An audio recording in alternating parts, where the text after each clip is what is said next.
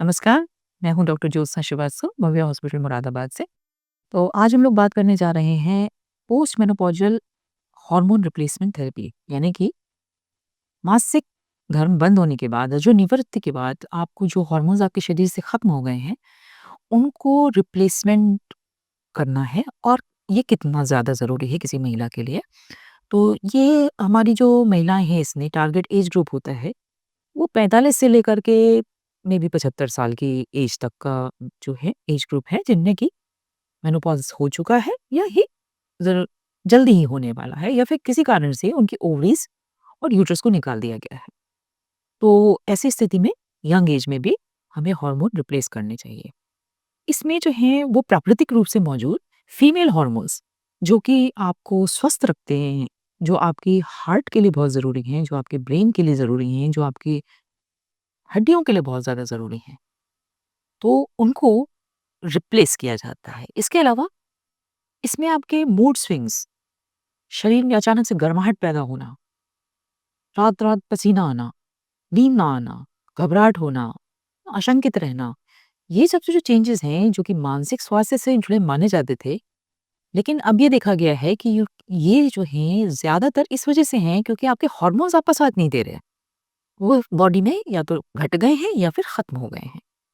इसमें 2 प्रमुख हार्मोन्स होते हैं, नंबर 1 एस्ट्रोजन, नंबर 2 प्रोजेस्टेरोन। ये आपकी ओवरी से रिलीज़ होते हैं और ये आपको स्वस्थ रखने में मदद करते हैं। आपको ये कार्डियो प्रोटेक्टिव होते हैं, आपके हार्ट को बचाते हैं, ब्रेन को बचाते हैं, हड्डियों को बचाते हैं।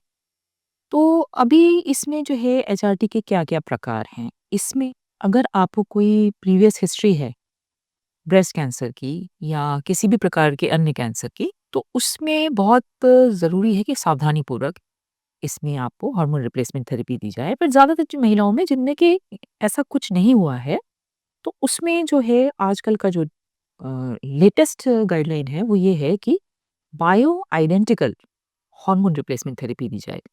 यानी कि जो हार्मोन्स जितने-जितने कम हो गए हैं, उनको रिप्लेस किया जाए। और सारी स्टडीज़ ये बता रही हैं कि ये निहायत ही सेफ है, और जो पहले भ्रम की स्थिति थी कि औरतों में नहीं देना चाहिए और उनको मेनोपॉज़ में चले जाना चाहिए, तो ये सारी जो थी जो पहले की गाइडलाइंस आई थी, तो वो जो है सबको डिक्लाइन कर दिया गया है। ये देखा जा रहा है कि ये बहुत ही ज़्यादा ज़रूरी है कि आप जो है औरतों को हॉर्मोन्स के द्वारा ट्रीट करिए, और ये बहुत सेफ है। आप अपने डॉक्टर से मिलके इसको बिल्कुल अपने लिए एडवाइस करवा सकते हैं। और इसमें 2 प्रकार के एचआरटी होती है, साइक्लिकल और कॉन्टिन्यूअस एचआरटी। तो साइक्लिकल में ये है कि जिनको अभी भी थोड़ा बहुत ब्लीडिंग हो रहा है, कि पीरियड्स पूरी तरह से बंद नहीं हुए हैं और वो कंसल्टेशन के लिए इन सारे सिम्पटम्स के साथ में आते हैं, तो उनको साइक्लिकल एस्ट्रोजन दिया जाता है और साइक्लिकल प्रोजेस्टेरोन दिया जाता है, जिसमें कि बीच में ब्रेक देते हैं और उसमें एक ब्लीडिंग होती है, आर्टिफिशियल पीरियड होता है। कॉन्टिन्यूअस एचआरटी उन लोगों के लिए है जिनको 1 साल से या उससे ज़्यादा से पीरियड ही नहीं आया है। इसके मतलब है कि मेनोपॉज़ की अवस्था आ चुकी है और आगे की परेशानियों से बचाने के लिए उनको हम लोग कॉन्टिन्यूअस एचआरटी देते हैं। आजकल बहुत अच्छी एचआरटी मौजूद है। आप अपने डॉक्टर से बात करके कॉन्टिन्यूअस एचआरटी लीजिए।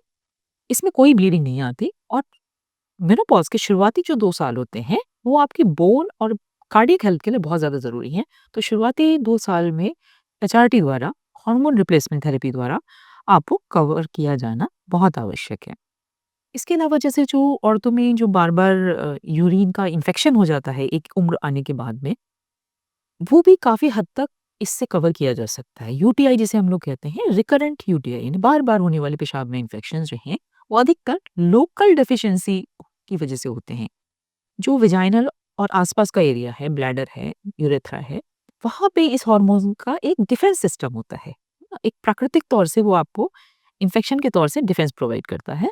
लेकिन ये हट जाने से आप यूरिन में इन्फेक्शन बार-बार फेस कर सकते हैं। ऐसी स्थिति में लोकल हार्मोन रिप्लेसमेंट भी दिया जाता है, यानी कि उसमें वेजाइनल क्रीम्स होती हैं, जो आपको यूज़ करनी है, और इससे सिर्फ़ इतने भर यूज़ करने से आप बार-बार डॉक्टर की विज़िट से बच जाएँगे, बार-बार यूरिन इन्फेक्शन की परेशानियों से बच जाएँगे और अपने डिफेंसेस को मज़बूत कर पाएँगे।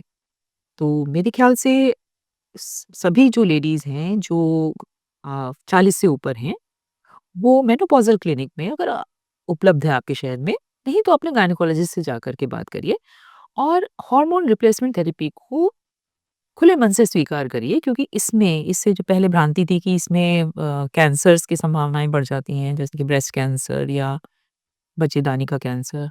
अब देखा गया है कि ऐसा कुछ भी नहीं होता। ये रिस्क फैक्टर्स जो हैं, वो इंडिपेंडेंट हैं आपके हार्मोन्स रिप्लेसमेंट थेरेपी से। इसके कारण आपके जेनेटिक हो सकते हैं, बट एचआरटी बिल्कुल नहीं है, हार्मोन रिप्लेसमेंट थेरेपी बिल्कुल नहीं है।